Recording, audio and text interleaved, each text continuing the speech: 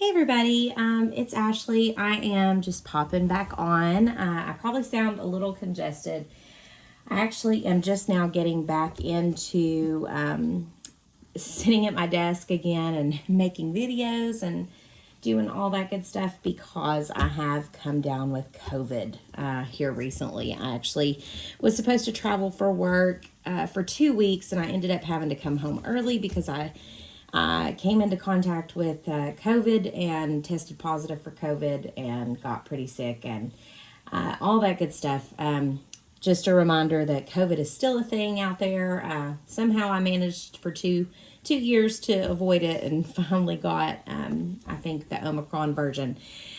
So if I sound a little throaty or a little phlegmy, I do apologize in advance. So I thought I would pop on and do a video because I am trying to clean up my office area. I have a ton of stuff everywhere, just random things laying around, and where I've not really been working at my desk, I've got all this stuff kind of sitting, and felt like I should kind of show you how I use up some of my scrap paper and scrap materials like cardboard and things that tend to pile up really quickly. I try not to throw away cardboard. I try to use it if possible. It's a really strange situation in my area because we live in an apartment building. They don't allow us to recycle at the recycling center. It's just, bureaucratic craziness. But so I try to reuse everything that I possibly can. Try not to throw away things that I can reuse in crafting if I can. Now, obviously, sometimes I get a little a little overstocked with cardboard and things like that, and I'm going to show you what I do with that. So, for example, I've made tags. All of these tags have been out of like cardboard food boxes. And, depending on how you cut them, sometimes they can be interesting all on their own. But what I do is I generally will cut them into long pieces of either square or rectangle cardboard, and then I will cut them into strips, and then I will use my little tag punch board that I bought. Again, this is not something that's necessary to make tags. If you want to make tags and you have a steady hand with scissors, you don't need this, but it does make it easier to cut the sides evenly. When I'm in a hurry, I don't use it. But if I'm doing a mass process, I'll make them into like rectangles, and these are actually cut for artist trading cards. But again, this is just a piece of a pizza box or something like that.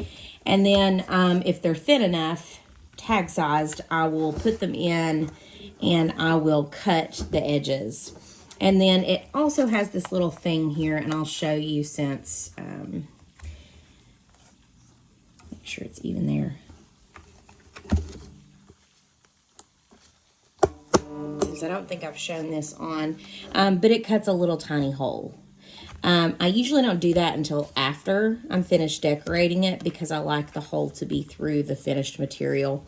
But, there it is.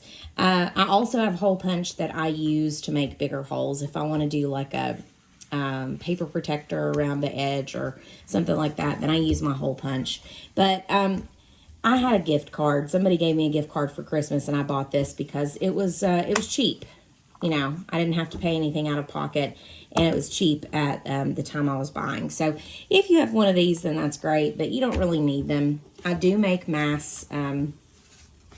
just a mass of tags out of cardboard because this chipboard tends to be a good substrate for things. And I'll show you, I keep them in you can see I have just food, like Coke boxes, and they're of, various size. So I have some that are long and skinny, some that are short and fat, some that are teeny tiny like this.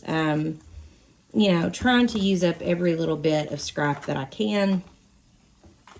And I kind of keep them in a box so that when I have this scrap busting activity I want to do, I can quickly pull from my scrap box. And I have multiple of these, FYI, but these are just like little pieces of scraps that I don't want to get rid of. Like this is something I jelly printed. Little pieces that, you know, I could use for something. So when I have these things, I put them in this box and I put them away and use them whenever I have time. So I thought I would catch up with you guys and do some tags. Now, of course, I totally did that not evenly. I knew, for some reason, I knew in my heart that was not going to be centered. But it's okay. I can go over it. And then I just literally decorate. And the great thing is the back is already ready to write on. I did get a stamp set. And I'm thinking I may have to pull it out. But I did get a stamp set to add a grid on the back. So let me pull that out because I actually do want to experiment with that. While I was sick in bed, I did a lot of stamping and cutting and things like that. I ordered a lot of stamps and they had arrived right when I got home with COVID. And I decided to start playing with them while I was sick because there was nothing else for me to do while I was laying in the bed. And I still have stuff all over the place because I was going back and forth from my bedroom to my my office. Okay, so like I was saying, I ordered these. This is the set I'm looking for.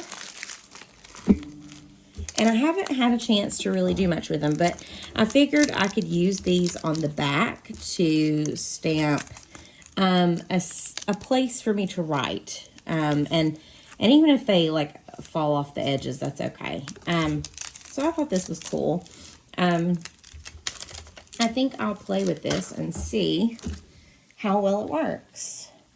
Now, I will say that I had to order some stamp re-inker because my stamp pad here is getting a little less than juicy. There we go. But I forgot I have another one up here, so maybe I can use it in the meantime. There we go. Okay. So I'm going to try it.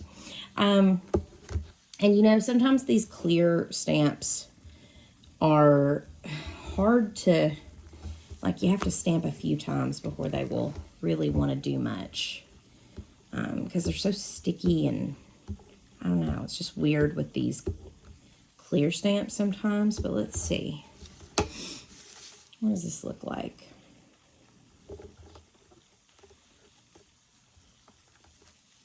Yeah, isn't that cute?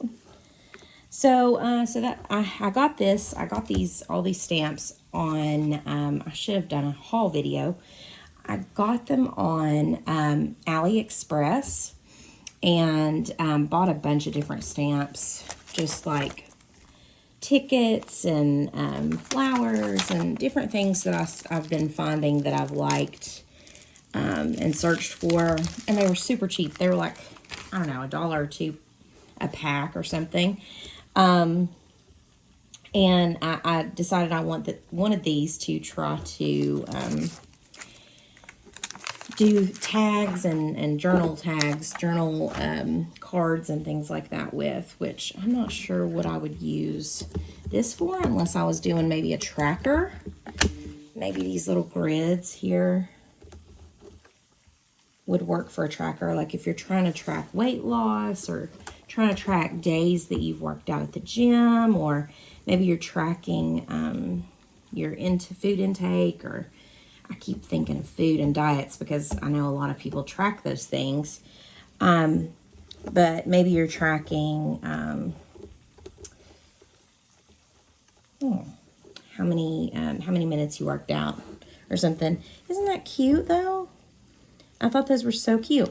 So anywho, Yeah, I use the cardboard that's in my house because I don't see a reason to pay for tags when you have literally everything you need. And honestly, I find that the cardboard, the chipboard tags are thicker and better quality and tend to hold up better to the wet material that I use.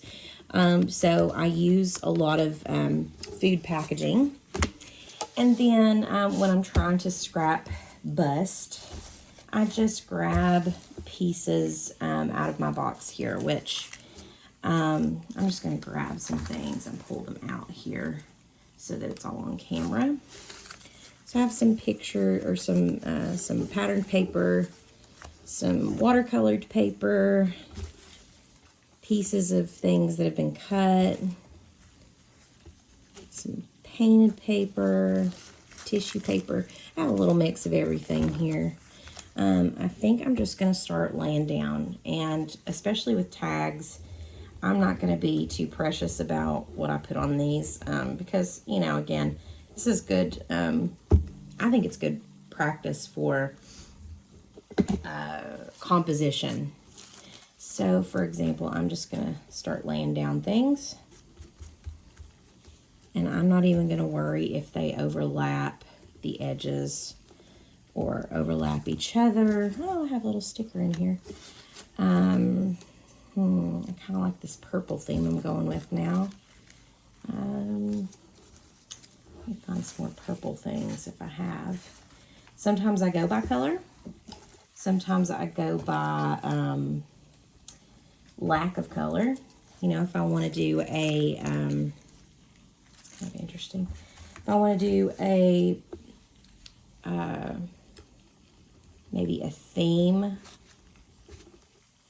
of some sort, I might go by that theme. So right now this is not pretty, but I'm going to keep layering things on here. I like purple and yellow together. Those are good colors to mix because they are complementary colors, and that means they're going to interact more dynamically on whatever you combine them on. So there's a piece of yellow, and oh, I have these stars. That's interesting. That might be a little too much. I feel like I need one more thing. I might have to stamp something. I try not to do that too much when I'm scrap busting, though, because the whole point of this exercise is to get rid of things, not to make new things.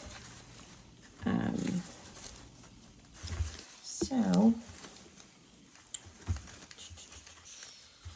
what do we have in here? I have some brown paper. I don't know if I like that.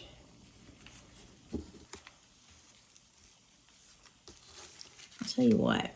Let's trim off my edges here before I get too busy. So sometimes you just got to take off the excess to see what you got behind.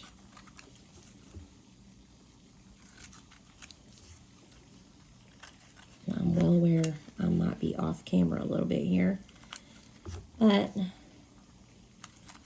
I doubt you guys are clamoring to see me cut things. Okay, so right now that's what I've got for my tag, and it's not pretty yet, but I could look through my ephemera and add a piece of ephemera. The great thing about it is you can do it in stages. If the point is to scrap bust, you might have a bunch of tags like this that you have just ready to add things to. So I might have a flower from a magazine that I've cut out, and I'm like, what do I need to do with it? Oh, I could put it on those tags. They're not really pretty yet, but once you start adding pictures to them or words to them, then, you know, they become interesting. And then also, you know, I might punch my hole. I might add a ribbon. I might add, oh, I've got this right here, some interesting lace or something like that on top. might add some interest to it. So there's any number of things that you could do. I do have some stitches that I bought some stamps that look like stitching, and I could put some stitches on here. There's any number of things I can do, but I really like to use this technique to scrap bust, because sometimes you get things that you wouldn't have ever made otherwise, like things that are not, oh, that's pretty. I like that. Things that you would have never like known to put together, because it's kind of like happy accidents. You kind of create something that is so random that you would have never been able to figure out how to do it otherwise. So I don't think about it too hard when I'm doing this. I just try to lay down elements, and then I can always add to it later. It may not always be pretty, although I love that paper. It may not always be pretty the way it is, but when you start adding your embellishments to it, or adding stamping on top, we could take a stamp, maybe a flower stamp. Since this has florals in it, it might be interesting to add some flowers. And if I don't like it, I can always cover it up with another piece of paper, right? So let's try this. I happen to have this out on my desk because I've been too lazy to put it away. And this is looks like a calla lily. Let's see if it actually shows up. Oh, that's interesting. So, you know, again, there are things that we can add to make it look prettier. And even just layering things. I might paint on top of it. I might actually paint in the flower if I get, you know, froggy and want to do that. But yeah, so I thought I would pop on and do this just to kind of show you how I eat up some of the cardboard in my stash, how I utilize things. And sometimes you just need to, be creative. It isn't so much playing with a new toy or playing with a new material. Sometimes it's quite literally just the practice of showing up and creating something. Because when we do this continually, we start to develop our own techniques that we like, and we start to become a little bit more conscientious of how things go together. And we get better in general at the creative practice when we are continually doing it. So I hope this has kind of jogged some, maybe some memories of some things that you have around your house that you could utilize, or maybe it's just giving you an idea for what to do with the stash that you already have, and how to use up some of that material in a creative and productive way, and keep these things to the side. You will be surprised at when you might remember, oh, I have a stash of tags that I can pull from that I can add to make them, you know, even if you did them by color. If I wanted to make some blue tags, some orange tags, some green tags, and then add to them when I get a really pretty piece of ephemera that I come across, maybe out of a magazine or something. It's always good to have a stash to pull from. So let me know if this has been helpful, and if you enjoyed this. Let me know what you do with your stash, and do you make your own tags like this? Do you have maybe a better way of creating with cardboard stash and you know, scrap busting? Let me know what you think in the comments. As always, happy crafting.